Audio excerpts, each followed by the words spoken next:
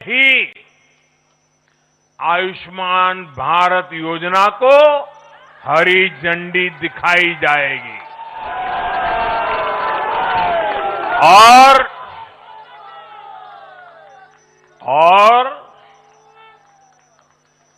घुसपैठियों के खिलाफ भी सख्त से सख्त कार्रवाई होगी।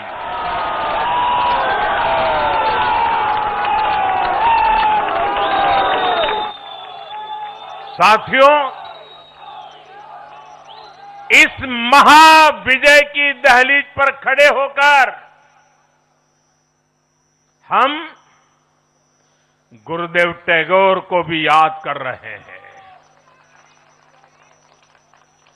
25 बैशाख 9 मई का दिन दूर नहीं है। हमारा संकल्प भी वही होना चाहिए जो उनका स्वप्न था। एक ऐसा परिवेश जहां मन भय मुक्त हो और सिर ऊंचा हो।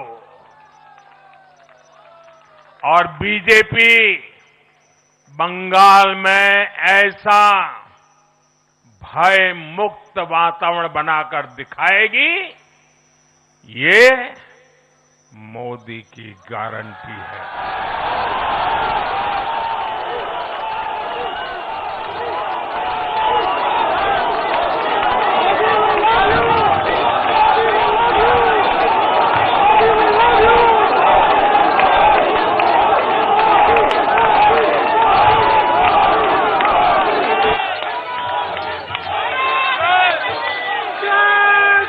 साथियों,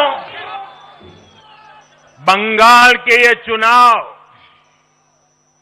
एक और वजह से बहुत खास रहे हैं।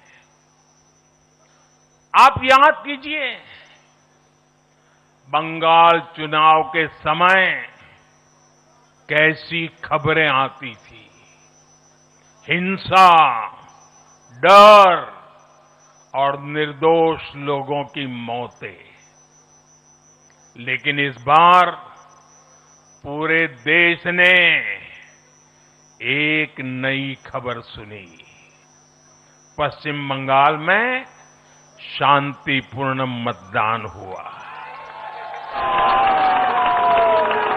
पहली बार ऐसा हुआ कि चुनावी हिंसा में एक भी निर्दोष नागरिक की जान नहीं गई। लोकतंत्र के इस महापर्व में बंदूक की आवाज नहीं, जनता जनार्दन की आवाज गूंजी। पहली बार डर नहीं, लोकतंत्र जीता है। साथियों, आज जब बंगाल ने परिवर्तन के नए दौर में प्रवेश किया है, तो मैं बंगाल के हर राजनीतिक दल से एक आग्रह भी करना चाहता हूं।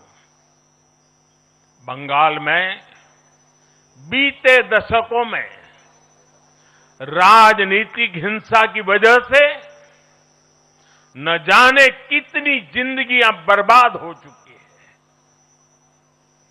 मेरा स्पष्ट मानना है कि आज से बंगाल की चुनावी जो आदतें फैली हुई है, उसमें बदलाव आना चाहिए।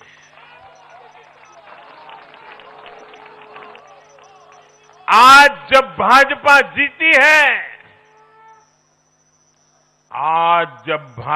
जीती है, तो बदला नहीं, बदलाव की बात होनी चाहिए।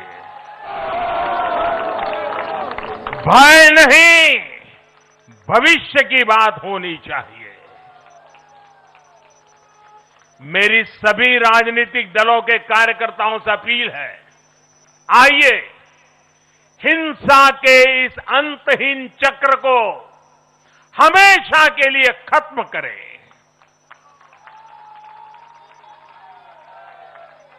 किसने किसे वोट दिया, किसे नहीं दिया, उससे ऊपर उठकर बंगाल की सेवा के लिए काम करें।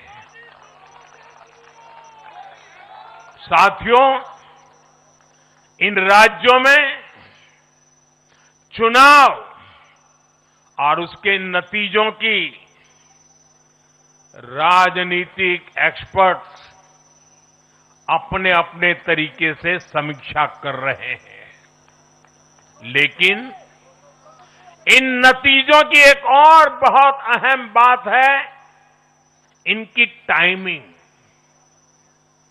आप देख रहे हैं कि जब इन राज्यों में जनता वोट डाल रही थी, तो इसी दौरान विश्व में क्या कुछ नहीं चल रहा था। जगह जगह युद्ध के सायरन बज रहे थे, अस्थिरता और अराजकता का माहौल रहा, वैश्विक अर्थव्यवस्थाएं संकट में दिखी, और उस दौरान भारत का जन जन स्थिरता के लिए वोट दे रहा था। साथियों, आज पश्चिमी एशिया में चल रहे संकट का पूरे विश्व पर बुरा असर पड़ा है,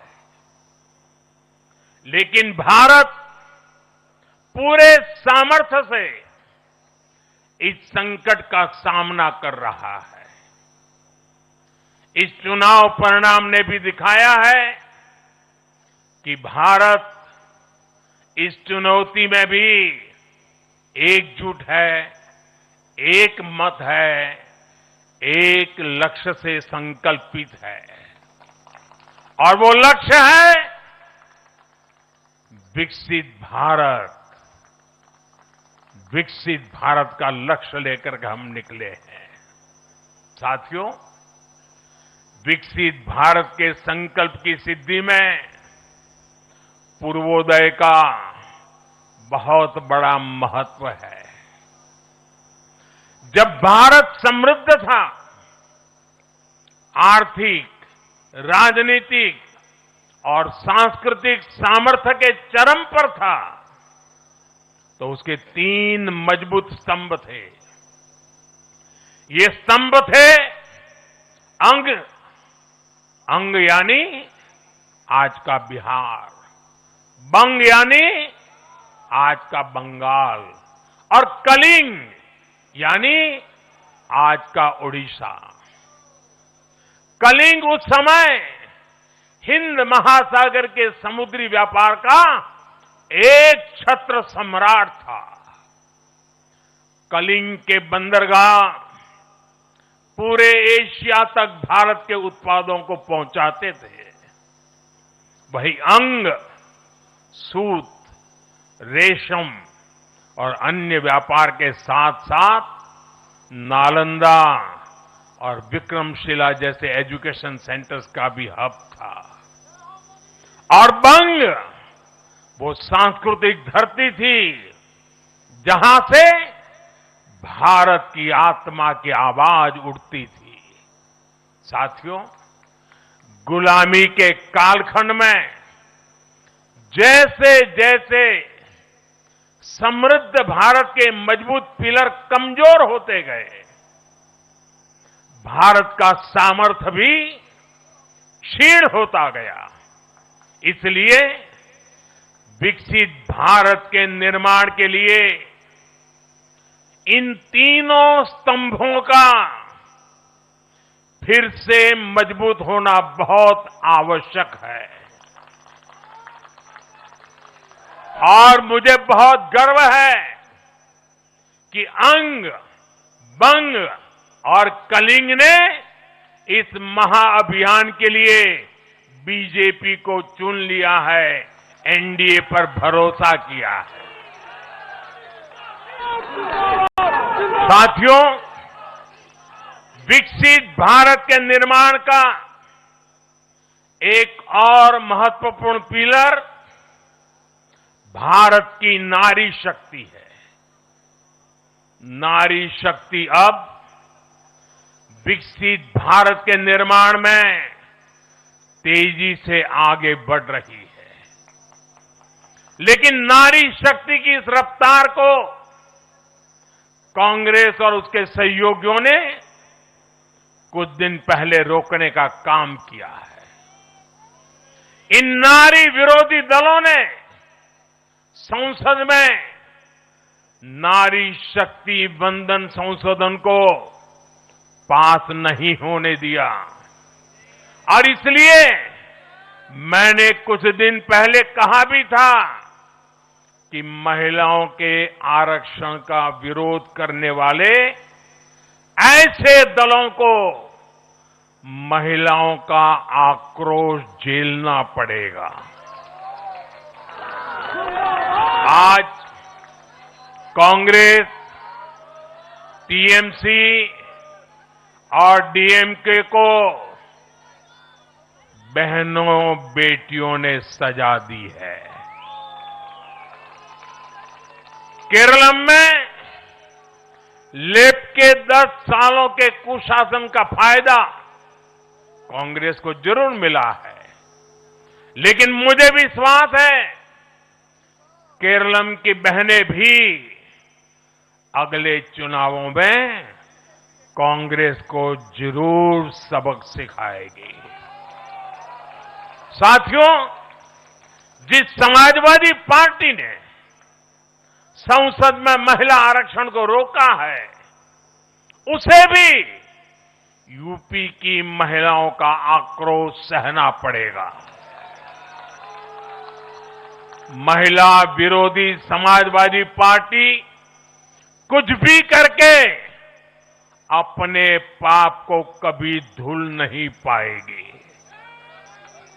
साथियों, आज हम भारत की राजनीति में एक और बड़ा बदलाव देख रहे हैं। आज पूरे देश में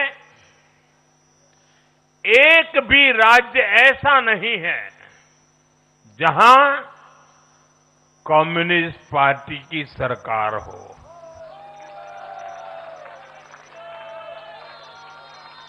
एक भी नहीं है। ये सिर्फ सियासत का बदलाव नहीं है, ये सोच का बदलाव है। ये बताता है कि विकसित होता हुआ भारत किस दिशा में आगे बढ़ना चाहता है। आज का भारत अवसर चाहता है, विकास चाहता है, विश्वास चाहता है। आज का भारत प्रगति चाहता है, स्थिरता चाहता है और आज का भारत ऐसी राजनीति चाहता है जो देश को आगे बढ़ाए। लेकिन साथियों, दुर्भाग्य से आज की कांग्रेस बिल्कुल विपरीत दिशा में चल पड़ी है। ऐसे समय में जब पूरा देश कम्युनिज्म से किनारा कर चुका है, कांग्रेस उसी विचारधारा को अपनाने में लगी है जिसे देश ने ठुकरा दिया है। जो माओवाद जंगलों में समाप्त हो रहा है, वो अब कांग्रेस में अपनी जड़ें मजबूत कर चुका है और इसलिए कांग्रेस अर्बन नक्सलियों का गिरोह बनती जा रही है। कांग्रेस को एक बात नहीं भूलनी चाहिए, जिस विचार को जनता ने ठुकराया उसे जो अपनाएगा जनता उसे भी ठुकराएगी। साथियों, आज देश का हर राज्य भी एक दूसरे से लड़कर नहीं, एक दूसरे के साथ मिलकर आगे बढ़ना चाहता है। इन चुनावों ने इस संदेश को भी बहुत स्पष्ट किया है। बंगाल, तमिलनाडु और केरल में जिन 3 सरकारों को जनता ने सत्ता से बाहर किया, उनकी एक समान पहचान थी, विभाजन की राजनीति। यही उनकी पहचान थी। उनकी राजनीति जोड़ने की नहीं, तोड़ने की थी। कभी भाषा के नाम पर विवाद खड़ा किया गया, कभी खाने पीने की आदतों को लेकर समाज को बांटने की कोशिश हुई, और कभी अपने ही देश के लोगों को बाहरी तक कहा गया। लेकिन भारत की जनता ने इस राजनीति को साफ जवाब दिया है। देश ने बता दिया है कि उसे विवाद नहीं, विकास चाहिए, विभाजन नहीं, विश्वास चाहिए।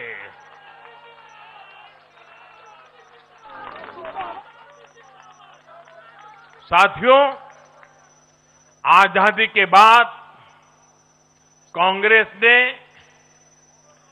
देश के करीब करीब हर राज्य में सरकारें बनाई।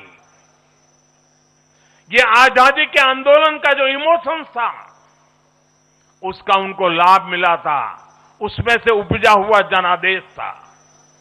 लेकिन जैसे जैसे आजादी के आंदोलन का इमोशन से आगे निकल करके देश धरातल के काम पर लौटा, वैसे वैसे कांग्रेस जनता का भरोसा खोती चली गई। बीते दशकों में देश ने युवाओं की अनेक पीढ़ियां जोड़ी है, लेकिन कांग्रेस घटती ही चली गई है। कांग्रेस देश की संस्कृति को नहीं समझ पाई, देश की संवेदनाओं को समझ नहीं पाई। कांग्रेस एस्पिरेशंस की राजनीति जानती ही नहीं है। साथियों, बीजेपी के लिए भारत और भारतीयता के भाव से बड़ा और कुछ भी नहीं है। हमारे लिए भारत सब कुछ है, भारतीयता सब कुछ है। और बीजेपी सिर्फ नेशनल पार्टी है, इतना ही नहीं है। ये रीजनल एस्पिरेशन से नेशनल एम्बिशंस को पूरा करने वाली पार्टी है। इसलिए बीजेपी अपने विचार, विजन और विकास के विश्वास पर खरा उतरकर देश की पसंद बन रही है, जनता जनार्दन के आशीर्वाद प्राप्त कर रही है। भाजपा परिवार की नहीं, जमीन से जुड़ी राजनीति करती है। इसलिए आज नॉर्थ ईस्ट भाजपा से जुड़ता है। इसलिए आज पूरा आदिवासी अंचल बीजेपी को इतना प्रचंड जनादेश दे रहा है। इसलिए देश के मछुआरों का अभूतपूर्व समर्थन बीजेपी के साथ है। इसलिए देश के किसानों की पसंद बीजेपी है। साथियों, लोकतंत्र में जनता की आकांक्षा सर्वोपरि है। तमिलनाडु की जनता ने एक नया प्रयोग किया है। मैं यूडीएफ को भी बधाई देता हूं। मैं तमिलनाडु और केरलम की जनता को विश्वास दिलाता हूं कि भारत सरकार इन राज्यों के विकास के लिए भी कंधे से कंधा मिलाकर चलेगी। साथियों, हम बंगाल, असम और पुडुचेरी की जनता की हर उम्मीद, हर अपेक्षा को अपनी सेवा से पूरा करेंगे। इसी विश्वास के साथ बंगाल, असम और पुडुचेरी में एक बार फिर से बीजेपी एनडीए को विजयी बनाने के लिए, लोकतंत्र को विजयी बनाने के लिए मैं सभी नागरिकों का, सभी मतदाताओं का और सभी देशवासियों का हृदय से आभार व्यक्त करता हूं और सर झुका करके उनका ऋण स्वीकार करता हूं। मेरे साथ बोलिए, भारत